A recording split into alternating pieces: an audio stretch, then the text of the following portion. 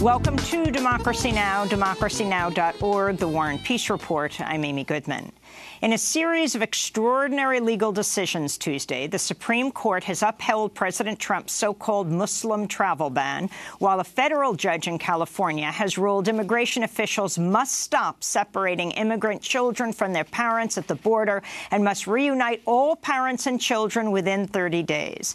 On Tuesday, the Supreme Court ruled 5-4 to uphold Trump's travel ban, which prohibits people from entering the United States from 5 majority Muslim countries: Iran, Libya, Yemen, Syria, and Somalia, as well as people from North Korea and some government officials from Venezuela.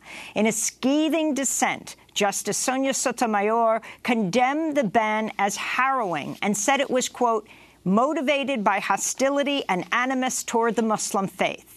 Sotomayor also said the decision to uphold the ban involved, quote, ignoring the facts, misconstruing our legal precedent, and turning a blind eye to the pain and suffering the proclamation inflicts upon countless families and individuals, many of whom are United States citizens, unquote.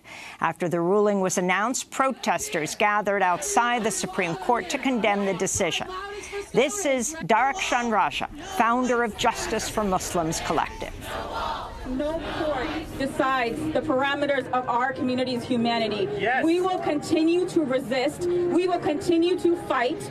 And for the American people and for our allies and accomplices, it is also your role to help us overturn the legality of these decisions. We know that they're inhumane. We know that they're racist. We know that they're discriminatory. We cannot allow for these decisions to be upheld. So please, we're asking for your solidarity to stand with us in this particular moment. That was Darakshan Raja, founder of Justice for Muslims Collective, hour after the Supreme Court issued its ruling upholding the Muslim travel ban. Federal Judge Dana Sobrao in San Diego ruled immigration officials must stop separating immigrant children from their parents at the border, and that migrant children already separated must be reunited with their parents.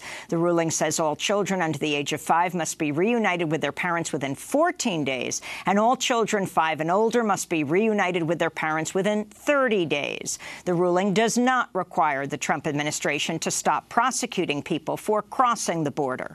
More than 2,000 children remain separated from their parents, jailed in detention centers across the country.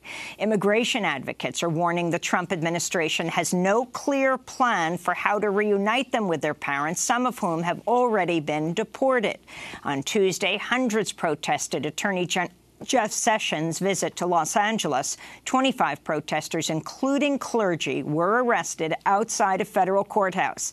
Sessions was visiting. Young mothers and their children also protested Sessions' speech to the Criminal Justice Foundation's annual luncheon. This is protester Nicole Saburian. I have an 18-month-old, and imagining these kids separated from their families is just more than anything I can fathom. And it's terrorism, it's torture, and I can't do that much, but I can show up is all that I can do as a mother of a toddler. We'll have more on these two rulings later in the broadcast. In another important decision on Tuesday, the Supreme Court ruled 5-4 California cannot require so-called crisis pregnancy centers to supply women with information about how to end their pregnancies. The court ruled on behalf of the anti-abortion pregnancy centers on free speech grounds. There are over 2,500 so-called crisis pregnancy centers across the country, including some that are unlicensed. In response to the ruling, the group NARAL Pro-Choice America said, quote, fake women's health centers with the rest of the well-funded and well-connected anti-choice movement have been working towards this moment for decades. They've carefully put the pieces together, passing radical and unconstitutional abortion bans, stacking the lower courts because they're counting on Trump's Supreme Court to overturn Roe v. Wade. Roe is at greater risk than ever before, they said. In Syria, tens of thousands of civilians are fleeing a Syrian government offensive on the southern province of Daraa. The United Nations says 45,000 people have been displaced over the last week. Dozens of civilians have also reportedly been killed. In Yemen, a new report says the U.S.-backed Saudi-led coalition was responsible for more than half of all child deaths last year. The Children in Armed Conflict report says the Saudi-led coalition was responsible for the deaths of at least 370 children last year.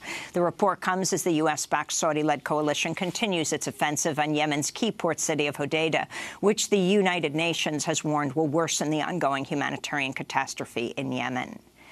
Back in the United States, voters went to the polls for primary elections in 7 states Tuesday: New York, Maryland, Utah, Colorado, Oklahoma, Mississippi, and South Carolina, in a stunning upset and the biggest surprise of the primary election season so far. 28-year-old Puerto Rican Democratic Socialist Alexandria Ocasio-Cortez beat out 10-term incumbent Congressman Joe Crowley in New York. Crowley is the 4th-ranking Democrat who had been regularly floated as a potential Speaker of a Democratic House. He'd outraised Ocasio-Cortez by at least 10-1, yet Ocasio-Cortez defeated Crowley in a stunning upset after running a progressive grassroots campaign advocating for Medicare for all and the abolition of ICE, the Immigration and Customs Enforcement Agency. We'll hear from Ocasio-Cortez right after headlines. Meanwhile, in Maryland, former NAACP President Ben Jealous won the Democratic primary for governor on a progressive platform that includes free college, the legalization of marijuana, and a $15 an hour statewide minimum wage. Jealous will now face Maryland Republican Governor Larry Hogan in November's general election. And in other primary results, Republican Mitt Romney won his Senate primary in Utah. And accused NSA whistleblower Reality Winner has pled guilty to retaining and transmitting a document to a news organization after reaching a deal with the U.S. government to serve a 5-year prison sentence. Reality Winner had faced up to 10 years in prison on charges she violated the Espionage Act by leaking a top-secret document to The Intercept about Russian interference in the 2016 election. She's been in prison for the last year at the Lincoln County Jail in Georgia, where The Intercept reports Winner has been struggling with depression and an eating disorder. To see all our coverage of Reality Winner's case, go to democracynow.org.